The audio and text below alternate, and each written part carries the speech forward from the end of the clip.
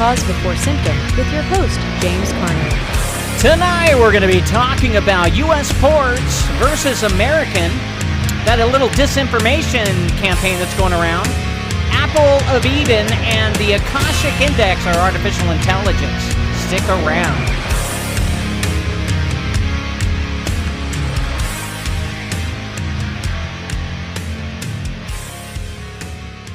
Welcome to Cause Before Symptom. I'm your host, James Carner.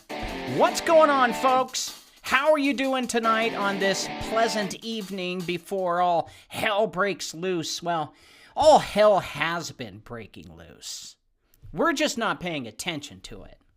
Because our modern-day media that's controlled by the bankers and, well, the bankers...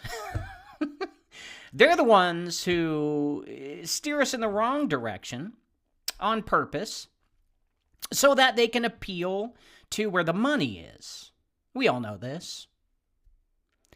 And when I say all hell has broken loose, well, everyone is waiting for some cataclysmic event like a meteor or World War III, but I say that they're happening all the time. Case in point, Hurricane Helena, whatever you want to call it, I could care less. That was destruction beyond destruction and already proven to be man-made for greed and its access to pure quartz crystals for computers, and, believe it or not, lithium. Because, you see, that area has never seen a hurricane for 100 years. Nobody prepared for it. And the Pentagon accepted, well, not the Pentagon, the Department of Defense, kind of the same thing. They accepted $50 million from BlackRock in order to clear the way for mining in that area. The statistical value of that area in resources for big companies is almost $600 billion, or more than $500 billion. Therefore, a couple thousand people, who cares, right? Get them out of the way. And we're also finding stories about people saying that after their house and property was destroyed, they got a letter from the government saying it's been taken from them. And of course, they're going to do everything they possibly can to, the people, to get into as many shows as they can to say what's going on. But all of the big media, social media platforms will most likely blacklist or shadow ban those people to cover up for what happened.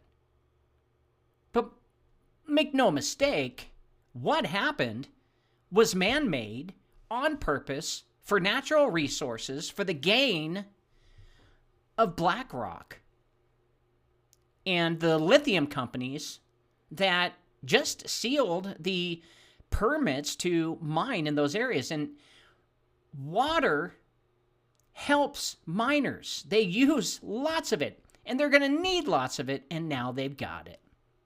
And it wouldn't surprise me if they go back for number 2 with the next hurricane, just to seal it in even better. So that's unfortunate. I have a story from a friend, can't name names, who had a friend that had an autistic son living in a home with other autistic people. It was their permanent address in North Carolina.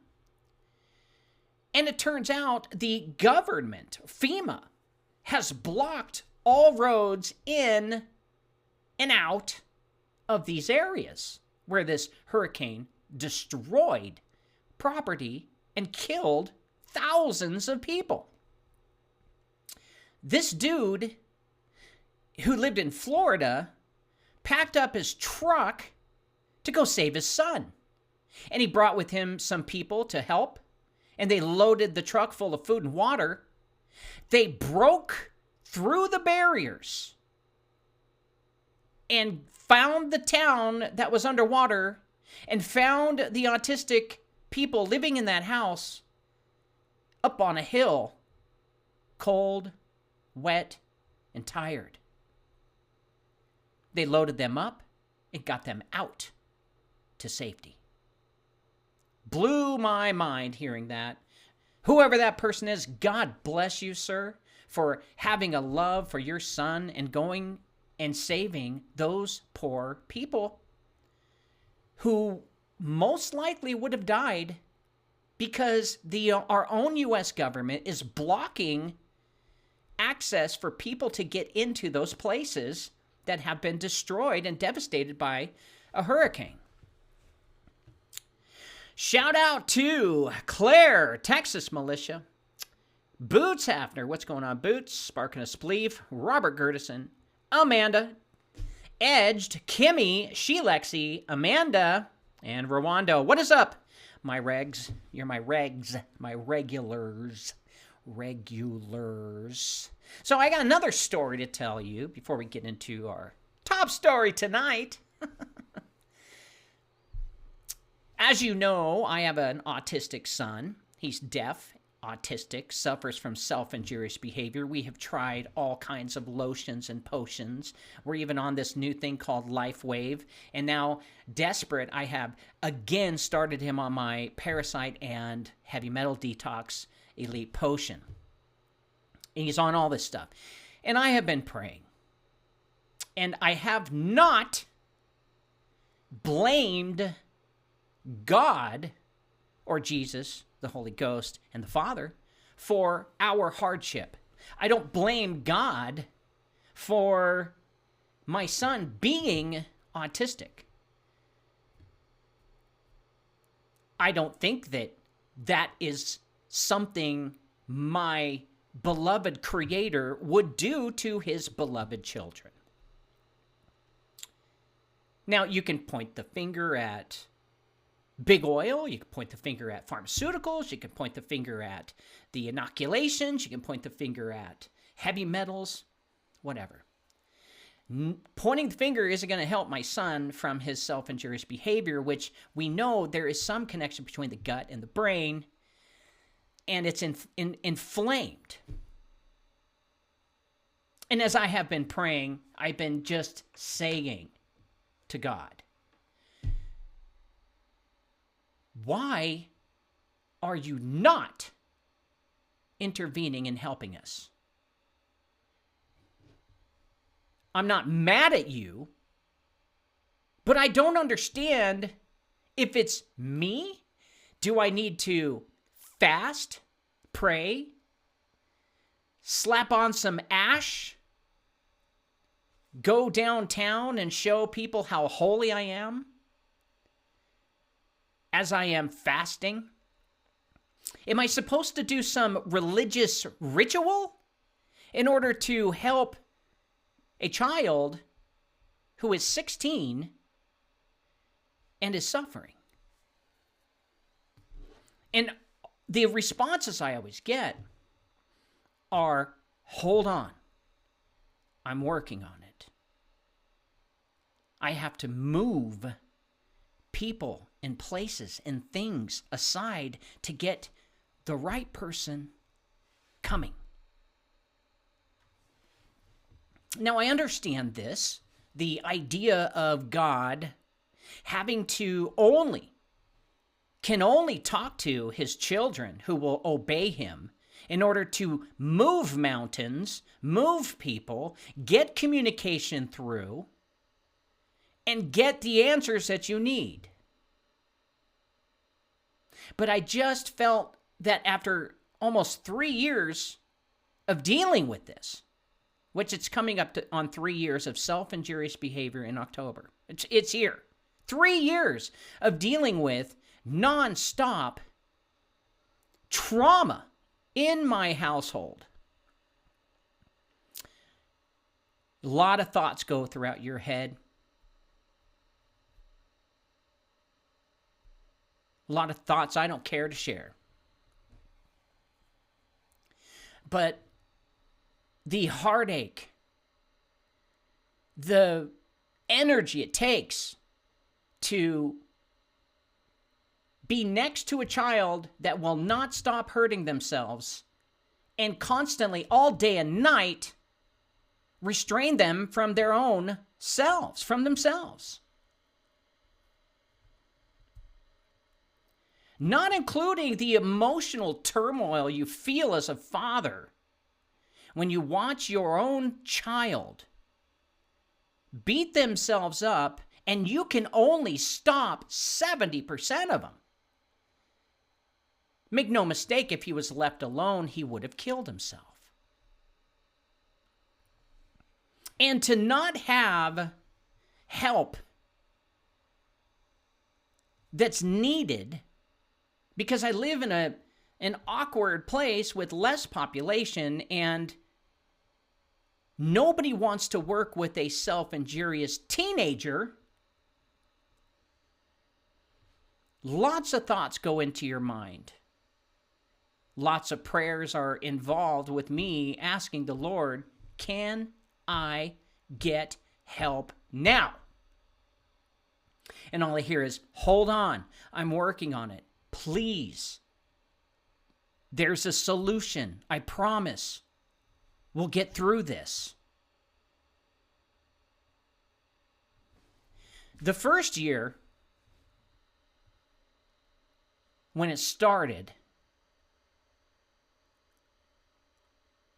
was unreal. Something that you're not expecting at all. And I've heard of cases of other low spectrum autistic people or children who bite themselves or hit their heads against the walls, which my son does, or hits his knee with his face like my son does, or stretches out his hand as far as he can to make sure he can get in the hardest hit like my son does,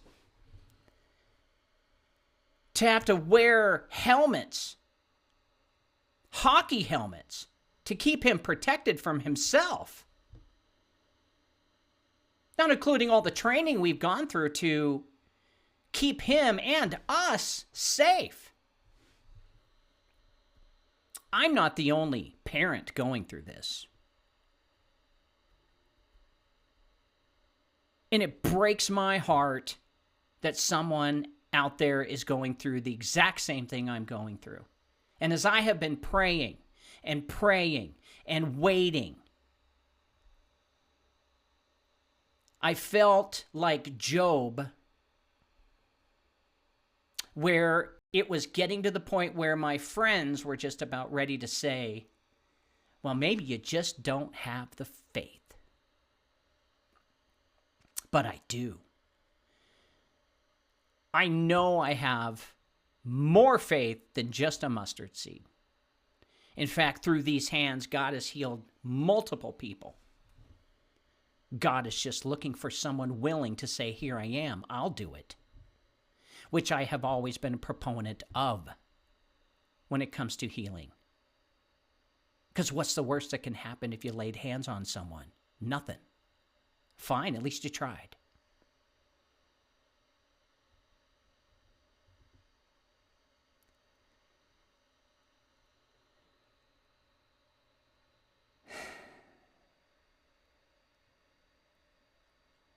So my wife left for work today around 2, 3 o'clock.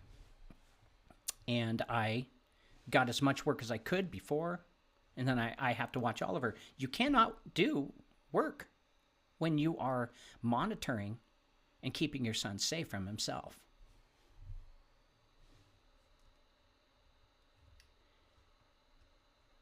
And as we're putting up, as this struggle is going, I get a message out of the blue in my spam box and DM in Facebook about some post I did for like two years ago about me trying a certain thing to help Oliver. And this person was searching for that phrase, found me, reached out to me, and asked me, well, what did you use? How did you use it? How much? What not? Etc. Because this person wanted to use it for their children. In fact, a set of twins.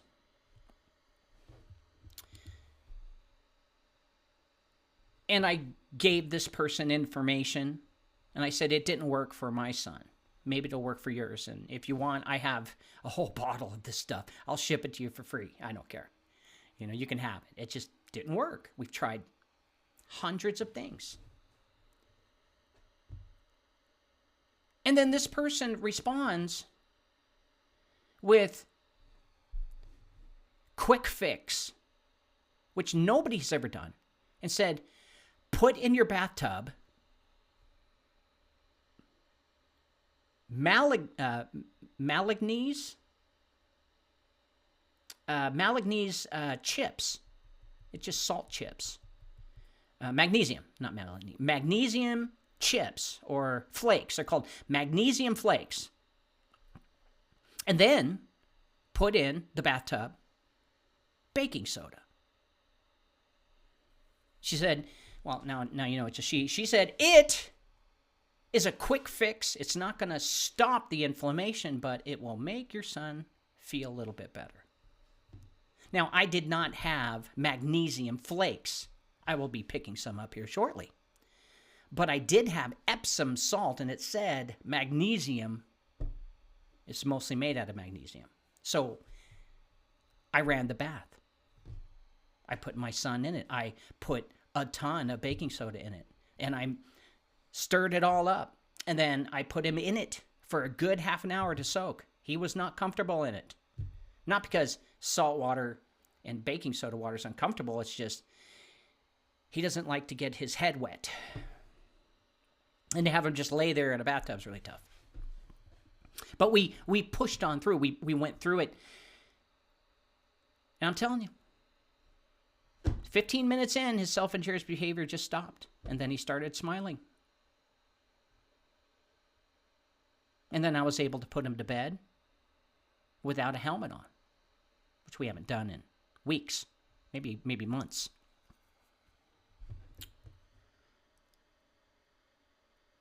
And then this lady, who is from an entirely different country, said, in our country, we found out that the majority of autistic children suffer from Lyme disease. What? She's like, have you tested for Lyme disease? It can be cured with antibiotics. And she said the majority of autistic kids who get treated for Lyme disease make it out. It doesn't mean that all of their symptoms from autism goes away, but it definitely treats self-injurious behavior. And then she said, don't take the doctor's test kit because it has a 40% chance of being wrong. And the reason being is because if these test kits prove positive, well, they just cured someone and there's no money in it. Shame on you, big corporations. Shame on you, pharmaceuticals. Shame on you, health industry. I'm glad, and you should be glad too, that I'm not God. I wouldn't be as nice. And she was telling me about a kit you can buy. It's $500, but it will give you an accurate result. So we, my wife and I, are going to test him for Lyme disease. If it proves true, then that last desperate prayer that I was talking with God, He told me to wait because I need to know the cause. Now, Lyme disease is not the cause of autism. We can have debates on what the cause is, but Lyme disease definitely is common with autistic cases. And if it is true and it stops Oliver's self-injurious behavior altogether, which we're on 3 different things right now. We're on the Life Wave thing where you put it on your acupuncture site, X39, whatever they call them, or this or that. And we're on my heavy metal and parasite detox. He's on that now. We also bought those things you plug into the wall that pushes all of the electromagnetic frequencies out of your house. Yes, we are on all kinds of things. And if it proves that it's this, and then Oliver can function and be happy again, then all glory goes to God. And what he had to do to get that message to me was to get that person interested in I can't tell you what the stuff is. Interested in what we tried with Oliver. And go start searching on the web and then find me and then just send me just a DM out of the blue. Hey, I heard you talking about this stuff. Does it work? How much do you use, etc.? What's safe, what's not? You tell me. And then, here's all the stuff that I did to my 2 twins, and they are now off the spectrum and typical kids.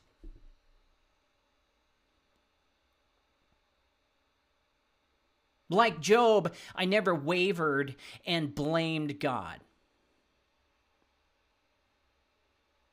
Like Job, I held on to my faith and still gave God the glory for my family, my company, my wife, my son, that were on earth and breathing. And I don't believe that God gives us tests. I don't. Back then, but not after Jesus paid the atonement. I believe he is really holding on to the free will thing. But I got to tell you, if it turns out he is positive for Lyme disease and we can fix this, I can't tell you how relieved and happy and joyful I will be. More than you could ever know. And the interesting thing is, nobody knows how hard of a life we've had it for the past 3 years. My wife and I have kept a pretty good face on this whole thing. Nobody would even understand because they don't understand why I'm still happy and I still do what I do to get information out to the people. They just don't understand how I can hold on this long. And I can tell them that last night when I was in prayer, I felt like I wanted to give up. Just like Job was saying, I felt like I wanted to. How much longer must I endure this bullshit? So I give God the glory for that, and I hope that's what it is. If it is that, then I'm going to be a proponent for telling as many people as I possibly can, have you checked for Lyme disease? Because I would have never thought about it. And guess what Lyme disease comes from? Not just ticks, parasites. Parasites. And guess what kills parasites? The ingredients that I researched that I put in my own freaking pills. And This is the reason why I have so much energy and I'm happy. And I have endured this whole journey. And I have put on a good game face and haven't dragged others down with me in my peril. I do believe this is the only product on the market that came from a heart, a real heart, a person who cared and just wanted to stop the chemtrailing and wanted to stop cancer and created this. The Nickel Nixer Elixir and Whimsy Worm Wash. You can go to elitepotion.com and order it now. It's $150. It's expensive, but it's way cheaper than the medical bills are going to be. Would you rather pay $10,000 as your deductible or just pay $150 and be done with it?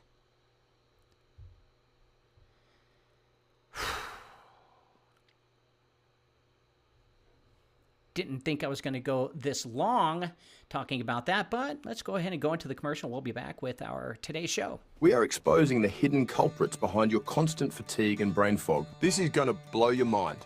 No, really. If you're always tired, chugging coffee, and missing out on life, it's because you're exhausted. Listen up. It's not just you.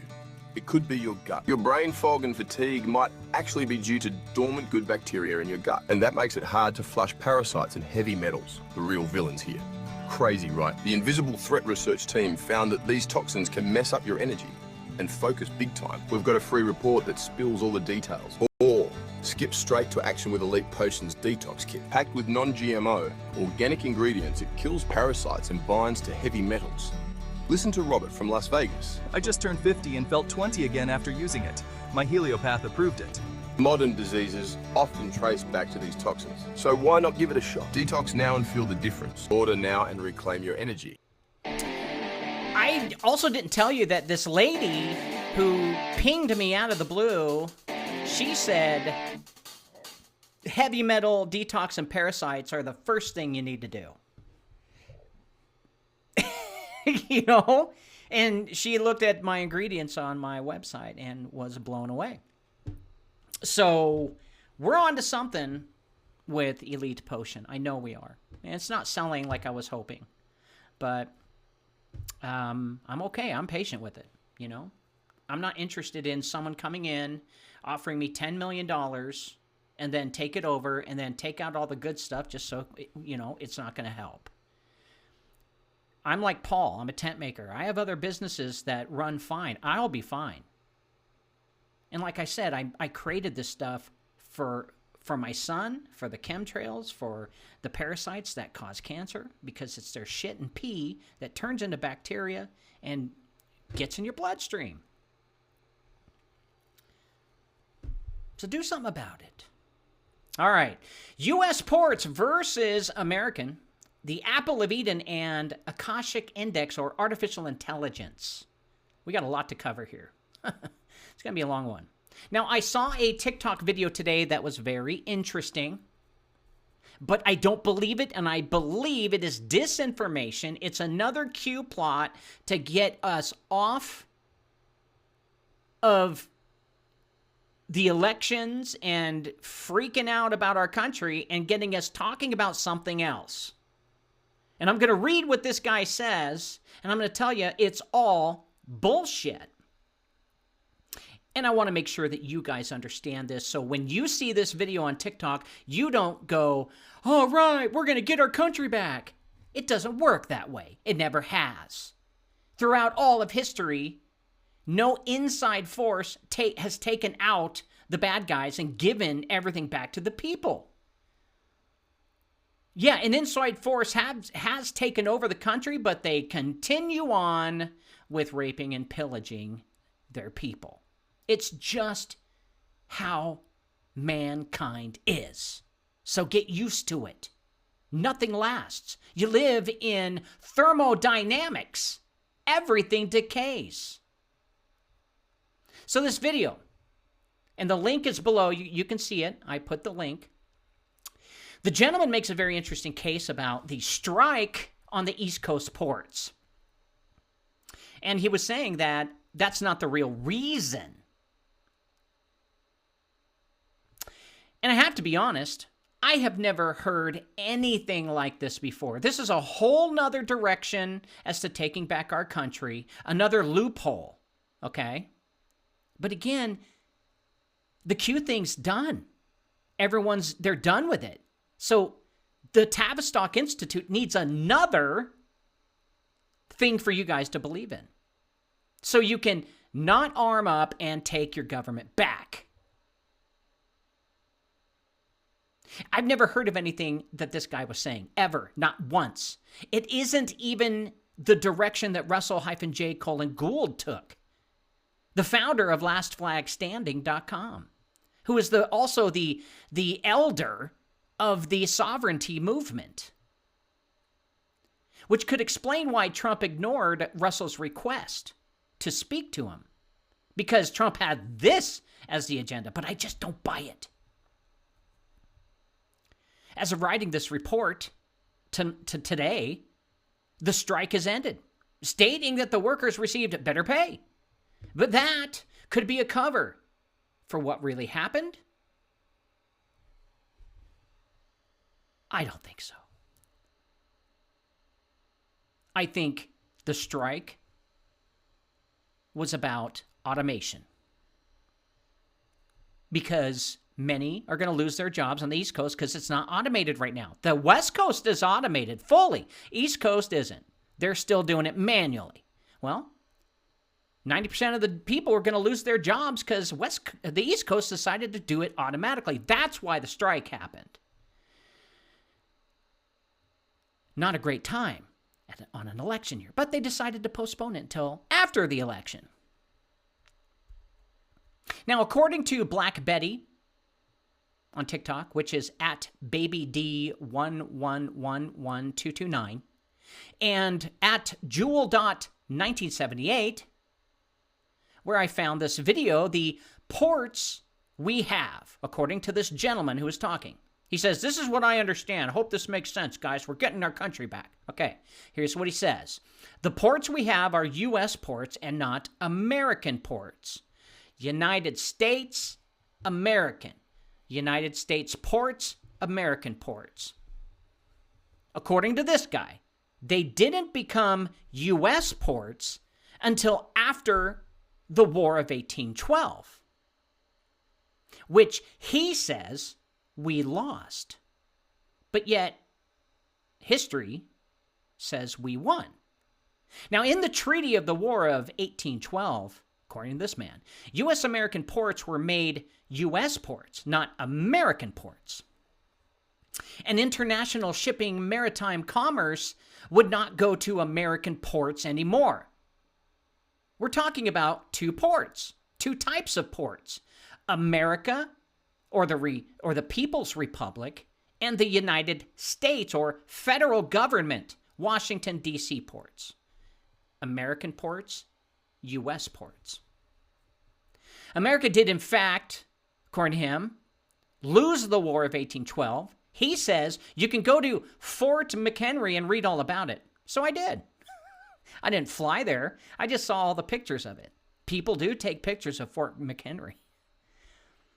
Now, history records America stood up to the great world power. It was in Baltimore, Maryland, where it happened. I tried to find any information on us losing the war on Google to no avail, and I did the same with Yandex, and all I found was this guy talking.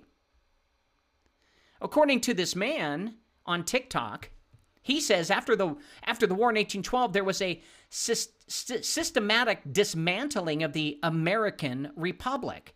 Well, wait a minute. I thought that happened in 1871 when the Crown took over, according to Russell-J. Gould. I say his name like that because that's his correct quantum grammar speak of speaking in the now time.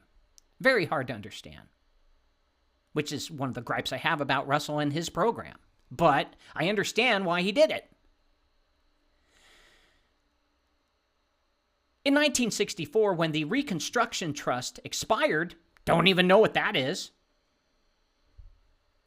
The American Republic went dormant, meaning the people, because the people didn't know anything about this when the Reconstruction Trust expired, which then NATO quietly became the security agency for all of North America because there is no domestic trust. There's only foreign policy. Or we're getting into land law versus maritime law. In August of 2023, a domestic American People's Common Trust was delivered to the United States Marine Corps and United States Army, summoning them to return to the American indigenous, which is Native Americans and Americans. They now internationally call us the American indigenous people, to the Ministry of the American Republic. So the Marine Corps can take their original American Continental Marine position to guard the American Continental Congress and not the American regular Army to assume its judge advocate, marshal general role for law courts and equity courts, and to bring the USMCA Treaty, which is a U.S., Mexico, and Canada agreement to become one, which was enacted of July of 2020, back to America, the Republic. Well, I read the thing. It doesn't say anything about any of that. It says U.S. ports. Nothing to do about American ports. So they're lying. The Navy, according to this guy, is in charge of the civil law, so assets need to be moved from foreign to domestic because now there is a domestic trust. The Army, the Navy, and Marines are all in possession of the American People's Trust. They are currently, right now, moving the assets and arranging and activating the original Constitution, the original Declaration of Independence, and Bill of Rights, so they can open the courts and the systems for us to be back, continue to go back to a republic. But the Navy has to take control with the Coast Guard of all American ports. So what he's saying is the whole strike thing was about the Navy coming in and taking control of that port. It's a U.S. port. It's not an American port. I don't buy it. Apparently, the agreement between the Longshoremen Association was between the U.S. Maritime, which was the real reason for the strike, not pay. That's what they say. This guy. Since U.S. Marine time is out, and they're under the USMCA, this becomes a domestic American Republic issue and not an International Maritime United States Article 1 Congress issue, removing the federal government and NATO jurisdiction over U.S. ports, which will now be American ports. According to this man, in the Treaty of 1812, ships that were traveling to America was not allowed to use American ports. But the United States ports, governed by Washington, D.C., they could use. So apparently this is now being returned back to American ports thanks to this new trust. And the Navy has to bring back the Army and Marines on land to America, to the people of America, and the inhabitants of America per the Liberty Bell, removing our subjugation under U.S. Congress and their federated corporate states. According to this man, as for the USMCA treaty, no, according to me, actually, as for the USMCA treaty, I asked AI to read it. I said, do you have access to the USMCA treaty? All the verbiage, the full thing, the actual contract. AI did not have access to the contract that the UN signed a week ago, but it most definitely had access to the USMCA. So I asked AI to read it. Nowhere does it say American ports, as all the language is under United States ports, United States. And also Fort McHenry, it's in the shape of a pentagon. So there is no proof anywhere that we lost that war. My best guess is this is another rabbit hole that the Tavistock Institute wants us to go down. Like I said, I've never heard of any of this crap before. This is brand new to me. What, U.S. ports and American ports? You've got to be kidding me. But I've never heard this in the truther movement. I've been doing this since 1995. I've heard of Russell, but I've never heard of U.S. ports, American ports, and that we lost the War of 1812. So it's obvious that the Q movement is dying because they can't hold on to it. Even when Trump gets back into office, he is not going to give everything back to the people. There is no quantum financial system that's going to hook you up to a tokenized digital currency that is not centralized, and you're going to get all the money back that was stolen from your own trust under your Social Security. Look, if the scammers are using QFS and making money, don't you think that the corporations are too? Think about it. There is no proof. Tavistock was up to this. I've never heard of it. And I'm sure even Russell-J. Gould has never heard of this either. I would assume so. I may just send him an email and ask him. In order for the people to hold and wait for a savior, this is what I would do. Honestly. This is what I would do. I would give them another rabbit hole and hope. Just like they did with the Ingleshore website where they print the Trump Barron book. Right?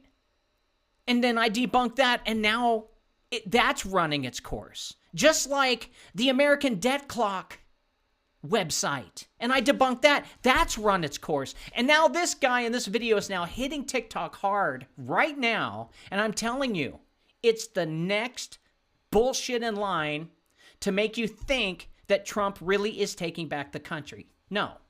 When he said those words in his inauguration speech, he was not telling you the truth. Not if he's a Zionist. Not if he supports Israel. Not if he supports the genocide of 3.4 million Gazans. The Palestinians. Anybody who supports Israel is a terrorist. They're liars.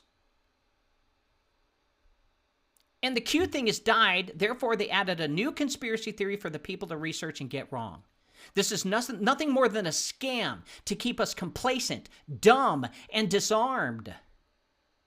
Do you really think the bankers would let DC go on a technicality like this? If this is true, then as I have said many times before, Russell-J.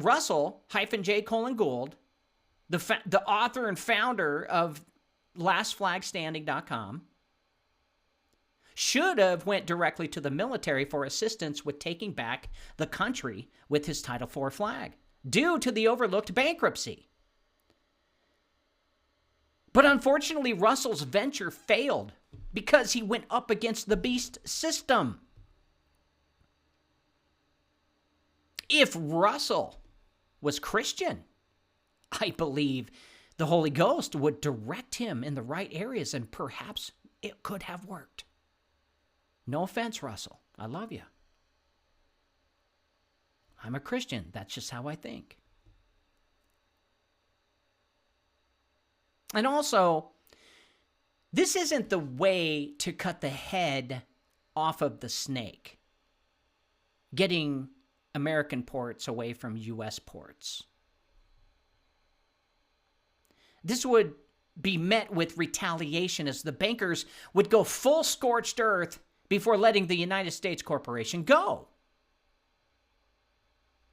Congress continues to spend and send aid to foreign countries while we suffer the bill. It hasn't stopped. My research indicates that when Trump got into office, we were $1 trillion over GDP. When he left, we were still $1 trillion over GDP. He didn't balance the budget. He didn't get rid of our debt. We just made more money, and the GDP went up with it. But when Biden came in, he added $7 trillion instead of $1 trillion, which makes us unsustainable. So the leaders of the free world are making it appear like there is resistance to the coming New World Order. But if that was the case, BlackRock would be handcuffed. And they wouldn't have such a dominant market share in the real estate business, which it's their job to help the World Economic Forum, which, by the way, Larry Fink is on the board of directors, to get rid of American sovereignty, home ownership, land ownership, and wheel us into smart cities. The only way to do that is to get rid of home ownership. And that is the war right now on American citizens, on the middle class, those that could pool their resources together right now, all of their money, and actually fight back against the system and win.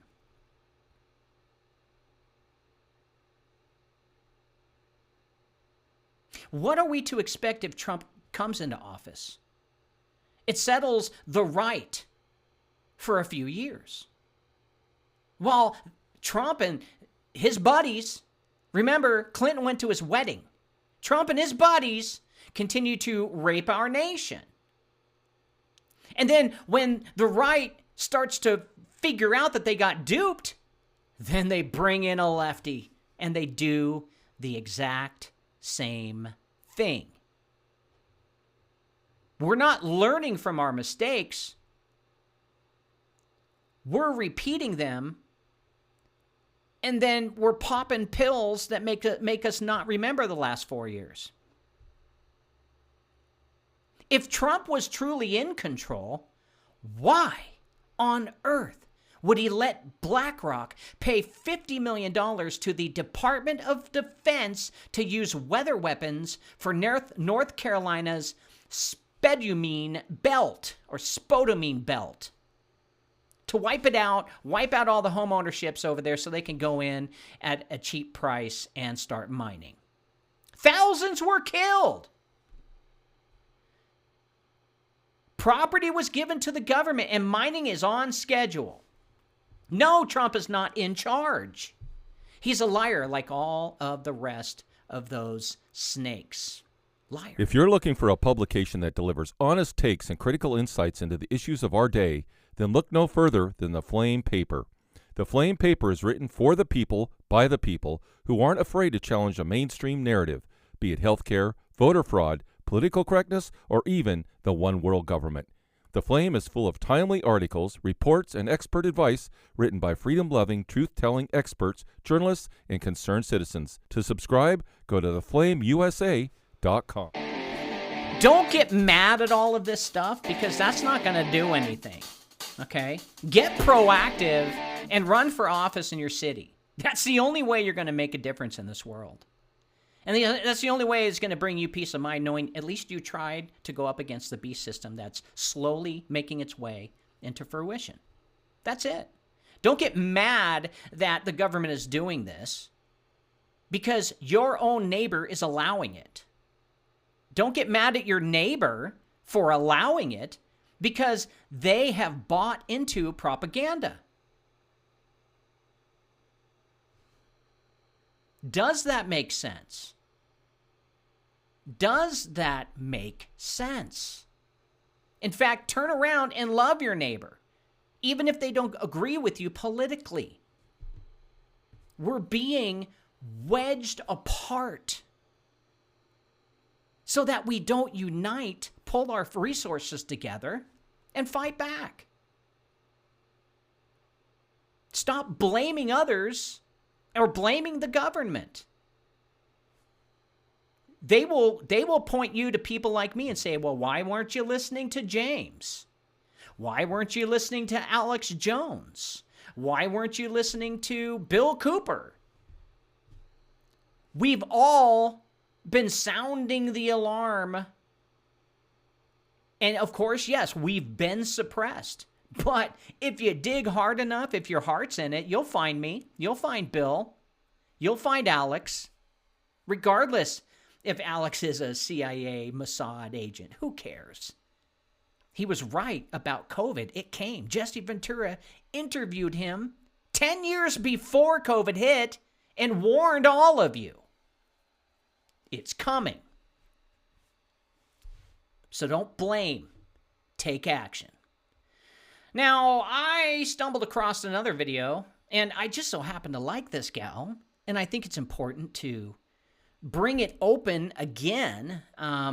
This gal is Mustard Seed Hannah, and I really, she's fresh, new into into Christianity. Just left the Kabbalist satanic ritual abuse family, and is just on fire right now, showing us things that we haven't seen before in the satanic realm. And I think it's important to know your enemy. Know your enemy, because then you'll understand when they're striking you, when they're attacking you, and you'll know what to do. And she mentioned the Apple of Eden and showed a picture on one of the games, like a game that you play on Xbox or whatever.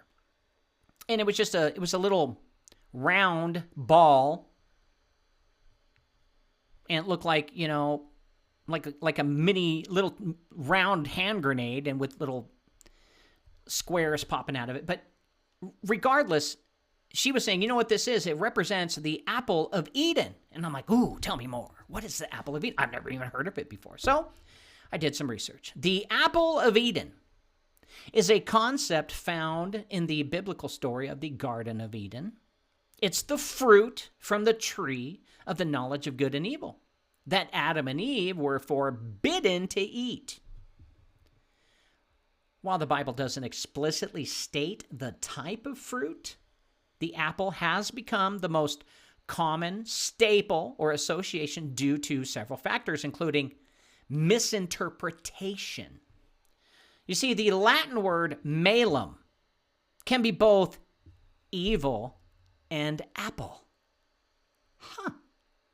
Early church fathers said some of the early Christian writers used the apple as the symbol of temptation because there is no symbol for evil.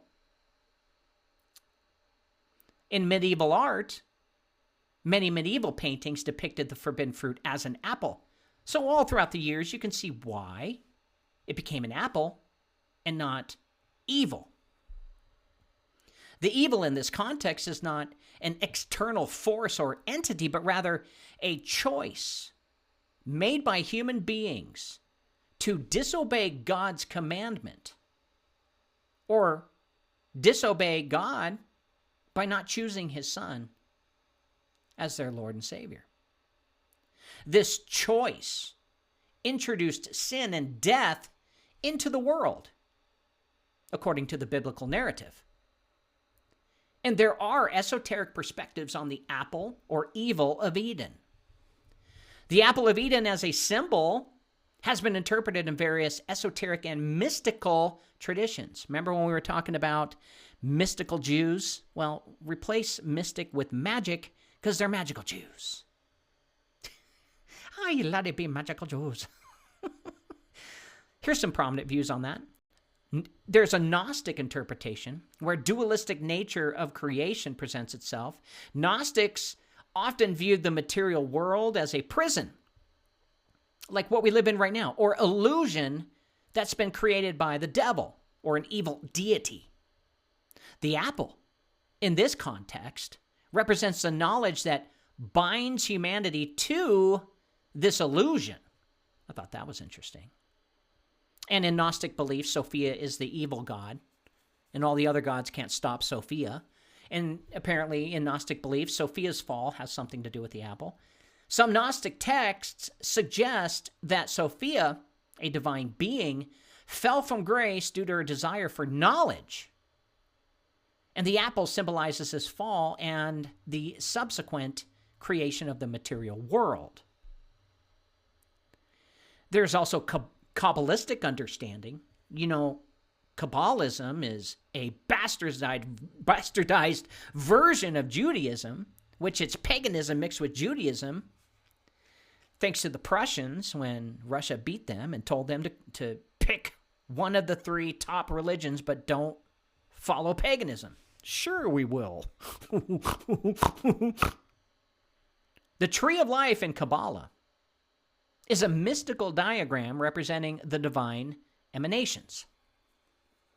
The apple might be seen as a symbol of the Sephirat, or divine emanations, the Sephirat of wisdom and understanding, which can be both beneficial and dangerous if misused.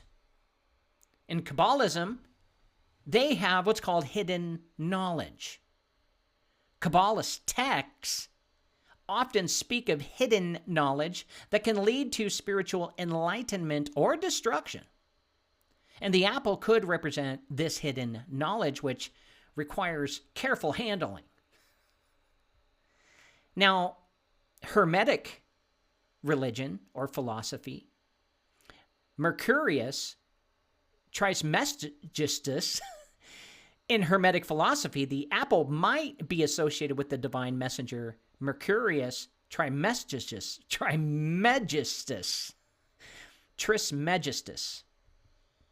That's what it says. Who is often depicted with a caduceus, Caduceus. God, I always feel like a dummy reading words I've never even heard of before. It's basically the caduceus is a staff with two snakes. This could suggest the dual nature of knowledge, which can be both healing and poisonous. Wow, so that kind of sucks.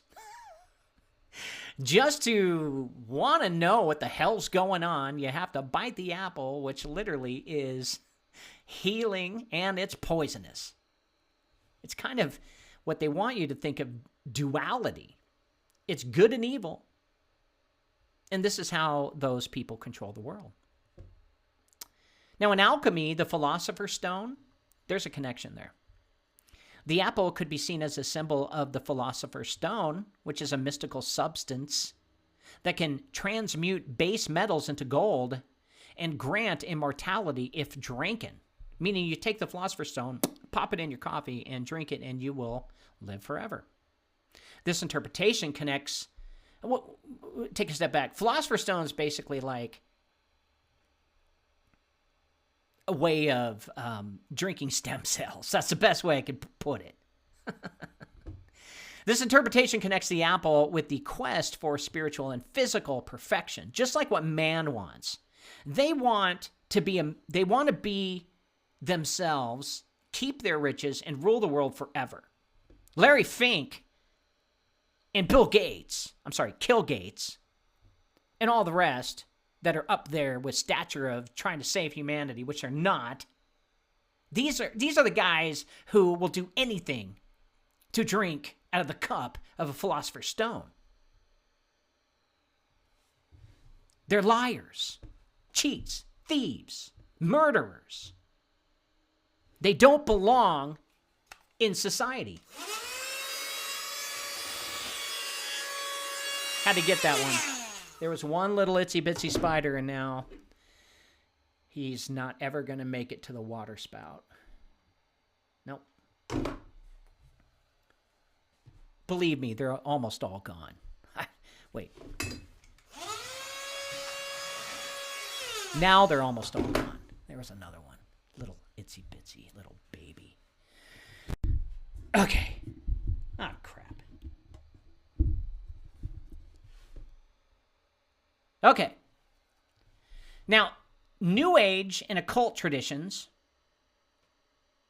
sacred geometry, which says the apple is often associated with the number 5, which is considered sacred in many esoteric traditions. You know how many points there are in a pentagon? Do you know the shape of Fort McHenry? Pentagon? Just saying. This number is connected to the 5 elements: earth, air, fire, water, and spirit, and can represent the balance and harmony necessary for spiritual growth. Kundalini awakening, stay away from that shit. In some New Age practices, the apple might symbolize the awakening of your Kundalini, which apparently you become enlightened. It's a spiritual energy said to reside at the base of the spine, and consuming the apple could represent the initiation of this awakening. Well, I would say you just get possessed. Yes, there is a connection between the apple of Eden and the Philosopher's Stone, which I really found interesting because I did a whole segment on the Philosopher's Stone, and I actually did a segment where I listed the ingredients for it. Do you guys remember that? I did. In both concepts, we find the idea of forbidden knowledge for a transformative substance. The apple of Eden represents the forbidden knowledge that, when consumed, led to the expulsion from paradise and the introduction of sin into the world. Similarly, the Philosopher's Stone is a mythical substance that, when discovered or created, can transmute base metals into gold and grant you immortality. But here are the key similarities between the Philosopher's Stone and the evil of Eden. Both apple and Philosopher's Stone represent a form of forbidden knowledge of power that can lead to great benefits but also carry significant risks. Both concepts involve a transformative process. The apple led to a transformation or transhumanism of human nature, introducing sin and mortality. The Philosopher's Stone is believed to transform base metals into gold and grant immortality, which could say that if we could achieve the Philosopher's Stone with modern technology and computers, well, then we could achieve immortality by jumping into transhumanism, which Klaus Schwab would greatly appreciate. Fuck that fucker. Quest and initiation. The pursuit of both the apple and the Philosopher's Stone often involves a quest or an initiation process or a symbolic journey that requires overcoming challenges and trials. Everyone who has tried to create the Philosopher's Stone have, on paper, failed. Every single one. And the trials and tribulations that they went through to just get to where they got to was very hard. Now, while the apple of Eden is primarily a religious symbol, the evil of Eden and the Philosopher's Stone is often associated with alchemy and esoteric traditions, witchcraft. Both concepts share underlying themes of forbidden knowledge, transformation, and the human quest for everlasting life and perfection. The apple of Eden and the Philosopher's Stones both are potent symbols that have captured the human imagination for centuries. Even some of the greatest thinkers, while they originate from different contexts, they are intriguing parallels between them that suggest a deeper connection. Like temptation. In the biblical narrative, the apple represents the forbidden knowledge of good and evil. By consuming it, Adam and Eve disobeyed God's commandment, leading to their expulsion from the Garden of Eden. They were tempted by the lizard people. The Philosopher's Stone is often associated with the quest for ultimate knowledge and power. It is believed to have the power to transmute base metals into gold and grant immortality, but the knowledge with potentially transformative regularities is also a source of temptation and can lead to corruption. Meaning, some say that if you create the Philosopher's Stone, you're inevitably going to become corrupt, as absolute power corrupts absolutely. There's a consummation process of the apple, marked a significant transformation for humanity. It makes people think that sin is good, especially if you look at Apple computers, which has a bite out of it. They're basically spitting on God, saying, we can create, we can do this. We can do this with our own hands. And with the Philosopher's Stone, well, it's associated with a transformative experience where man can definitely say, oh, I can live forever now. I can do this. I can be God here on this earth. Which supposedly, according to those who are seeking the Philosopher's Stone, leads to spiritual enlightenment and physical immortality. And if it does lead to the ability to create gold, then they become God on earth with all the gold they want, as long as they keep that close to their chest.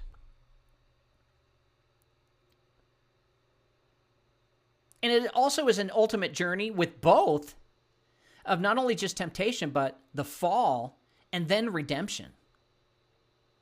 It's humans' desire to want knowledge and power, even at the risk of the consequences. They just don't give a shit.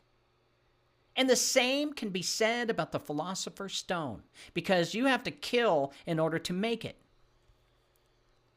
And you have to do all kinds of purification, initiation, and spiritual rituals in order to create it. And with that, you must kill people. The connection of the evil of Eden and the Philosopher's Stones lies in their shared symbolism of forbidden knowledge, transformation, and the human quest to live forever. And it's a concept that represents the desire for something beyond just the ordinary, something that can fundamentally alter their existence. The Philosopher's Stone is primarily a symbol of human quest for perfection and immortality, rather than a literal object that can be created. So is the apple, or preferred word, evil of Eden. It is basically man's quest for knowledge to live forever. We are exposing the hidden culprits behind your constant fatigue and brain fog. This is going to blow your mind. No, really. If you're always tired, chugging coffee, and missing out on life, it's because you're exhausted. Listen up. It's not just you. It could be your gut. Your brain fog and fatigue might actually be due to dormant good bacteria in your gut, and that makes it hard to flush parasites and heavy metals, the real villains here. Crazy, right? The Invisible Threat research team found that these toxins can mess up your energy and focus big time. We've got a free report that spills all the details. Or skip straight to action with Elite Potions Detox Kit. Packed with non-GMO, organic ingredients, it kills parasites and binds to heavy metals. Listen to Robert from Las Vegas. I just turned 50 and felt 20 again after using it. My heliopath approved it. Modern diseases often trace back to these toxins, so why not give it a shot? Detox now and feel the difference. Order now and reclaim your energy. Yes, it is true. I get information from our followers. I do. Amanda, I believe Claire, Lexi, I believe all of you have donated information that I've never seen before, because there are things that I don't know. Like 99.999999% of everything. I don't know it. And the one thing I didn't know, which I heard from Hannah and her, or Mustard Seed Hannah on TikTok, she mentioned something that blew me away called Akashic Index, which she says is an occult term for artificial intelligence, or AI. Now, I decided to look this up because that's quite interesting. Now, the Akashic Index is a concept that suggests that the universe is a vast library of information, accessible to anyone who is able to tap into it. This library is believed to contain the records of every thought, word, and deed that has ever existed, as well as the potential for all future events. Now, wouldn't that be something interesting to Larry Fink or Bill Gates or Klaus Schwab to access all of the information on everything. The term Akashic, aka SHIC, comes from the Sanskrit word Akasha, which means sky or space. The idea of Akashic Index is rooted in various spiritual and philosophical traditions, including Hinduism, Buddhism, and Theosophy. I'm sure you'll find it in Alice Bailey and Helena Blavatsky and Aleister Crowley's work. Personally, I never heard of this. I thought, we've got to dig more.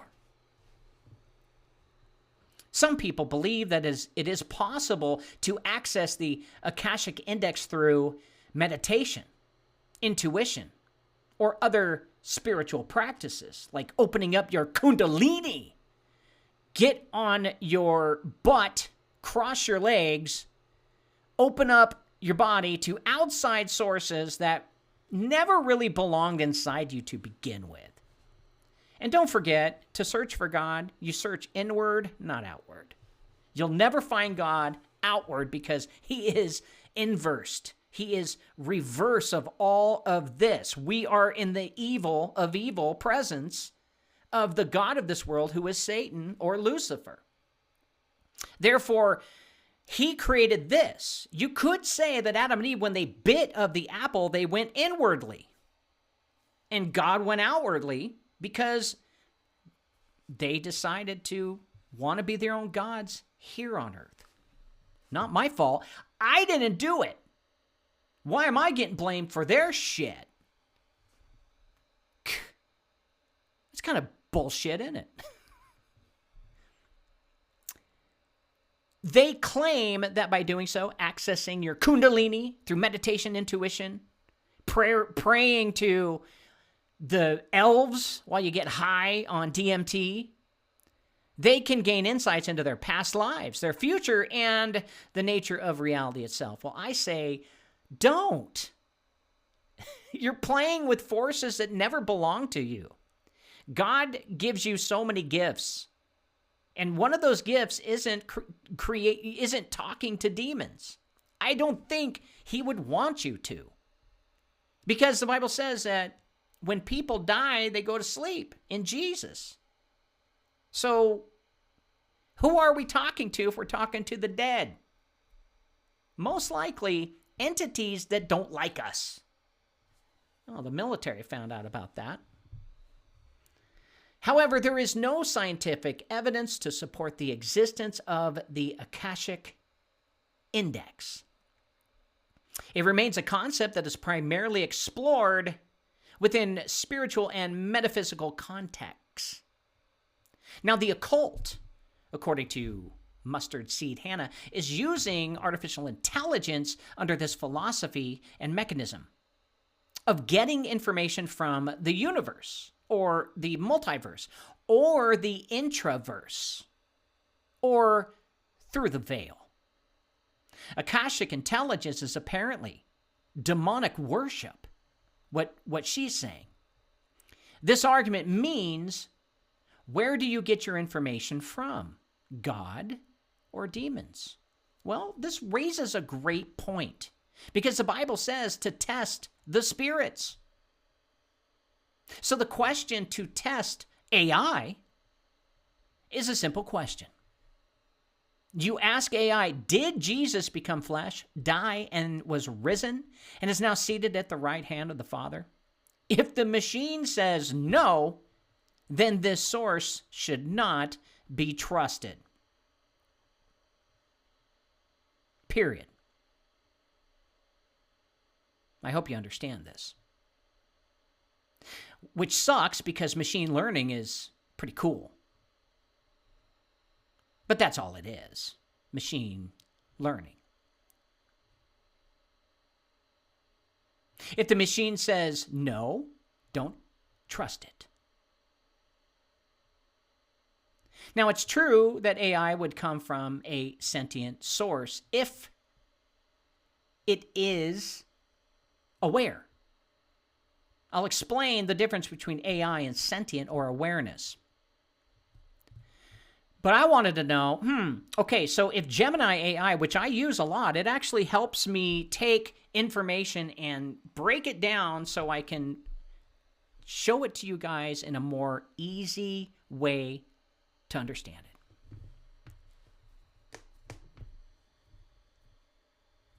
So I asked AI, did Jesus become flesh, die, and was risen, seated at the right hand of the Father? I typed it into Gemini. My answer was actually a relief. Gemini AI said yes, according to the Christian scriptures. Jesus Christ became flesh, died, and was resurrected. And then it said the central belief of Christianity is based on the New Testament of the Bible, which describes Jesus as both fully human and fully divine. It states that he was born of a virgin, lived a life of teaching and miracles, was crucified on a cross, died, and was buried. 3 days later, he rose from the dead and appeared to his disciples before ascending into heaven, where he is seated at the right hand of the Father. This belief is in the incarnation, crucifixion, and resurrection of Jesus, and fundamental to Christian theology and practice. I go, that's cool. That's cool. I'm glad it said that, because soon it won't say that, folks. Now, when I asked AI, do you believe in this? And it said, as an AI language model, I'm unable to perform personal beliefs. Sorry. My purpose is to provide information and complete tasks as instructed. So, there you have it, folks. You don't have to worry about your artificial intelligent machine that you're talking to, because most likely it's just a machine doing queries.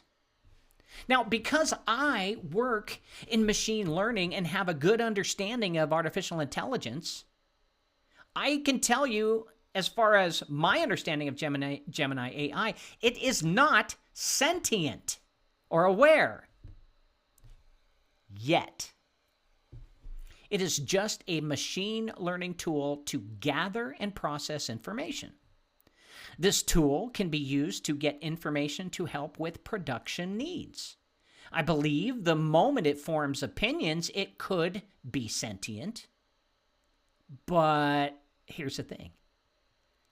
We are far from creating sentient unless they hook this up to a direct portal to the underworld.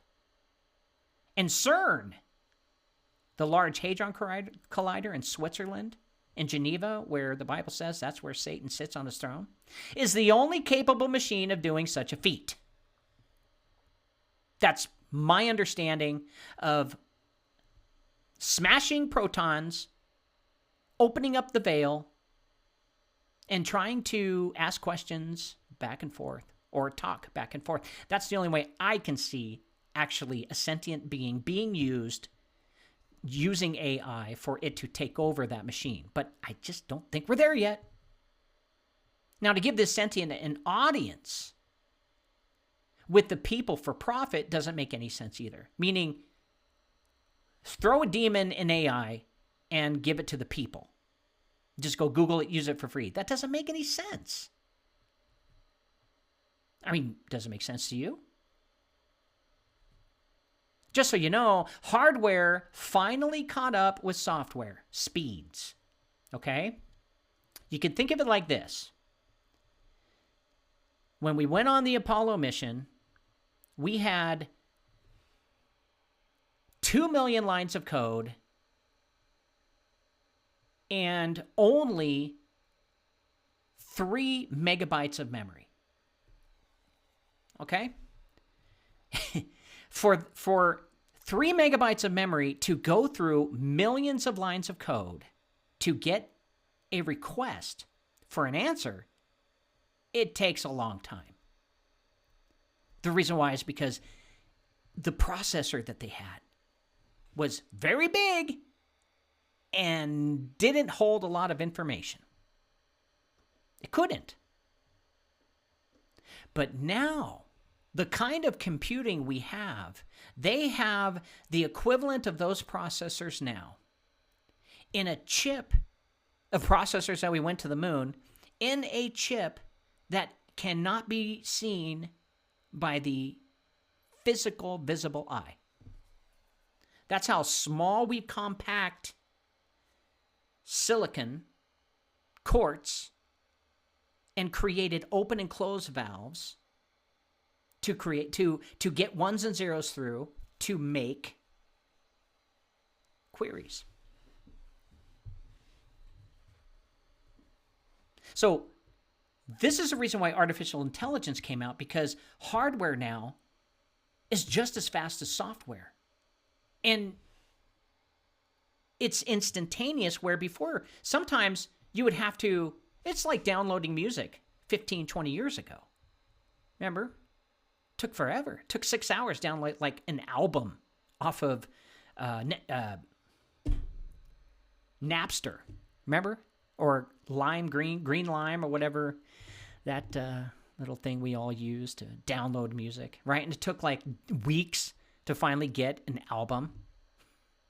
Well, that wasn't because of the connection from A to B, because ISDN lines could handle that back then. Same with T1s, and, well, I'm getting too technical. But it wasn't a problem with the speed. It's a problem with the processors and processing that information to send it from A to B. Basically, cutting it up into smaller pieces, sending it over, and then rebuilding it, and then putting it onto your computer. That takes processor speed. I hope you guys are understanding this. So now AI can do things really fast, because hardware has always been the problem, not code. Now hardware can handle trillions of lines of code with ease, and this makes machine learning way easier. Okay, now, machine learning isn't what you think. It doesn't mean the machine sits there and starts thinking, going, what do I do? No. It doesn't go, if I'm bored, I'm just going to take this software code and make it better. No. It still needs an input. It needs a command. Okay? Machine learning is just adding more code to find answers. Okay? It doesn't evolve like the movies portray. Machines just sit there and wait to be told what to do. We call it, in the computer programming area, if and then. If and then. Okay? If blah, blah, blah, then do this. For example, if you find the phrase James Carner, then add it to the blacklist. That is if, then. Oh, I found the name James Carner. Put it on the blacklist. Does that make sense? Then it'll move it over there. That's what's called a command. Machine learning is just adding more commands that are similar, like find the phrase James Carn without an R and add to the blacklist. Or add another phrase James C-A-R instead of N-E-R, just James Carr, and add that to the blacklist. And then it starts to build to where you added thousands of these commands. And then what you can do with all those commands with machine learning is you can have it analyze those commands and build a source code that is smaller to save space. That's it. Analyze what I've got here and show me an easier way to get to what I want. That's all it is. And the machine will go do it and then spit it out and say, now what? And it's not really even that great right now. They say that you can put in code and then it'll fix it and send it back to you and it's ready to go. That's not true. It still has a lot of problems. We got a ways to go, guys. So machine learning is just more code, more commands, and we ask the machine to go look at code that is broken and fix it. That's it. This is AI. Artificial intelligence. It's just a sales gimmick that they made public so that they can make more money. Now, as for underground operations that we don't know of, black budgets and stuff, we don't know if they've ever reached sentient or awareness. Personally, I don't think so. I don't buy it because man cannot create like God does. And if so, it's not a machine. It's something from a place we don't understand. This is why Elon Musk said with AI, we are summoning demons. Well, with their personal inside setup and not public, maybe they could through machines. But we have no proof that these corporations are accessing other dimensions or demons through quantum computers. Now, here is what artificial intelligence is. I want you guys to know what it is. There are basically 3 different types. Okay, and these are the categories. 3 types. Narrow, which is weak AI. General, which is strong AI. And superintelligence. Okay? Now, narrow or weak AI is the most common. Everyone is using narrow or weak AI right now. These are your things like Siri, Alexa. These are image recognition systems. These are recommendation for engines.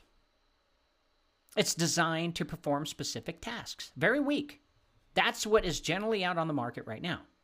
Now, there is general AI or strong AI. This is the AI that's not real. It's a hypothetical type of AI that can understand, learn, and apply knowledge across a wide range of tasks. Well, it's not yet been achieved. And it would have to possess human-like intelligence and capabilities in order for it to be called strong AI. And then there's superintelligence. This is a hypothetical AI that would surpass human intelligence in all aspects. It could potentially pose significant risks and benefits to humanity, but it doesn't exist yet. So we have machine learning, we have deep learning, and reinforcement learning. Those are learning approaches to how they do it. You don't need to know all about all that. And then you have application learning, which is natural language processing, computer vision, robotics, and expert systems. And you don't need to know all about that either. But that's what AI is. Hardware caught up with software. That's it. It's not sentient. It's not aware. It doesn't know what it is. It can only give you information that we gave it to give you, or information that it found on the web that it thinks that you want to read. That's it. Now, each type of AI, the 3 that I told you about, there's only one that's real, the other aren't. They have their strengths and limitations, and the appropriate type to use depends on the specific application and goals of a company.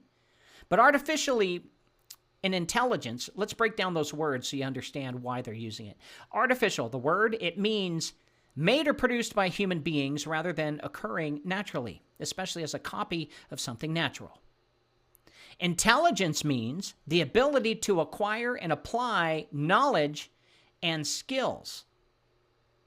Now, you can say that artificial intelligence is real based on the explanation that I just gave you.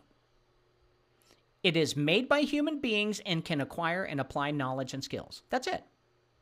Okay? But when they say AI, the first thing that you guys go to is awareness. It's not there. It never will be.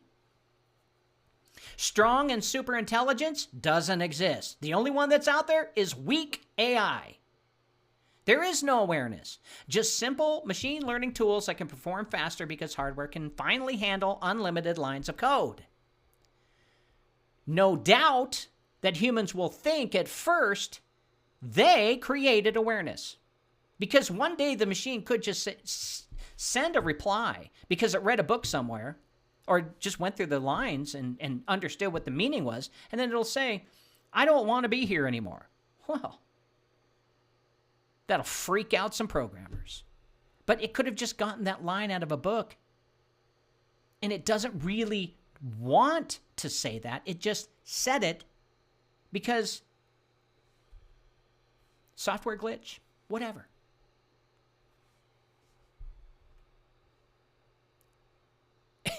This is the holy grail of money and power right now, artificial intelligence. And they fooled the people into thinking it's sentient because before it all came out, it said in movies it is sentient. It's bullshit. They're only fooling themselves. We don't even understand what life is. We don't even know where it came from. Nor do we even understand what life how life works. Thus, assuming we can create it ourselves is just a really dumb, illogical argument.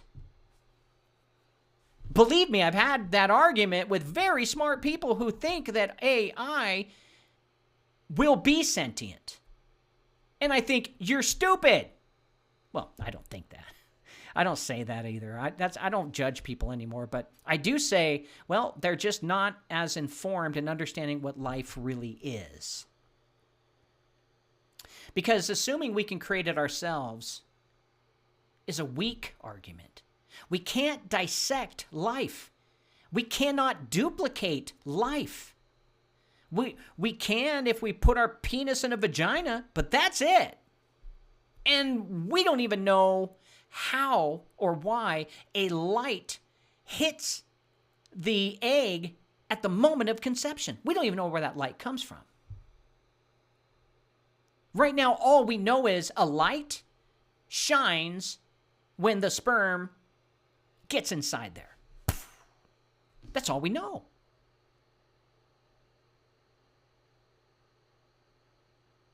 So AI right now, oh, and also we don't know the origin of life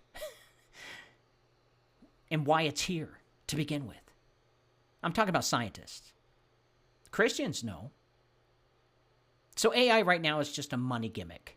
We will never be able to create life inside of life. We won't. And how can we put life in a body or an artificial one if we don't even know how to create it?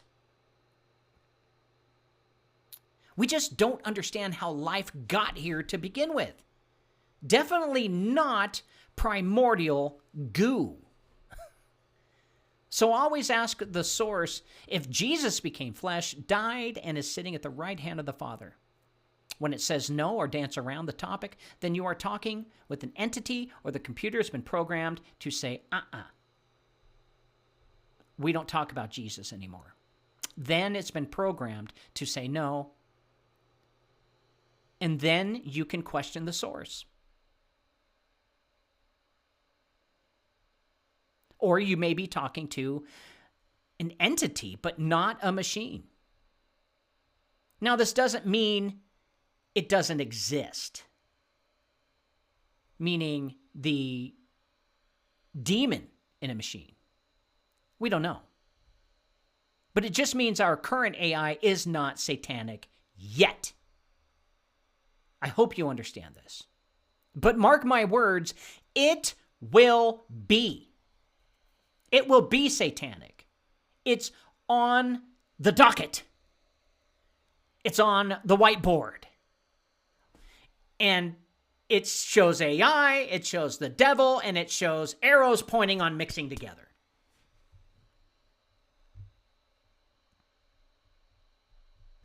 Kimmy says, James Carner, what about the AI robots that are literally committing suicide? There's been 3 different kinds I can think of, but can't remember the details at the moment. It's bullshit. It's a bullshit story. It doesn't even exist, and they're doing that on purpose to get everyone excited about putting money into AI. They need funds to continue making more code, making more robots. I'm positive. I am so positive. Because the devil can't create because the Bible says he can't. So if the devil can't create, then how can we? That's all. And remember, AI, it's brand new. It just came out. They are slowly making us dependent on it until we make the switch to the evil AI. And when will that happen? I have no clue. I'm hoping not soon. If you're looking for a publication that delivers honest takes and critical insights into the issues of our day, then look no further than the Flame Paper. The Flame Paper is written for the people, by the people, who aren't afraid to challenge a mainstream narrative, be it healthcare, voter fraud, political correctness, or even the one world government. The Flame is full of timely articles, reports, and expert advice written by freedom-loving, truth-telling experts, journalists, and concerned citizens. To subscribe, go to theflameusa.com. This has been Cause Before Symptom. I'm your host, James Carner. Tune in tomorrow night when I have another interesting thing to talk about. God bless you, God keep you, and God thank you for all that you guys have done for me and this show. I don't care if it's 30 people or 140,000 people. I just don't care. I enjoy doing this, and I hope you guys enjoy it too. Go to jamescarner.com and sign up for my newsletter. It's the only way I can get a hold of you. Go to elitepotion.com and save your own life. And do me one favor if you can. Just one. Love your neighbor. It's the only way we're going to get out of this shit. See you guys tomorrow.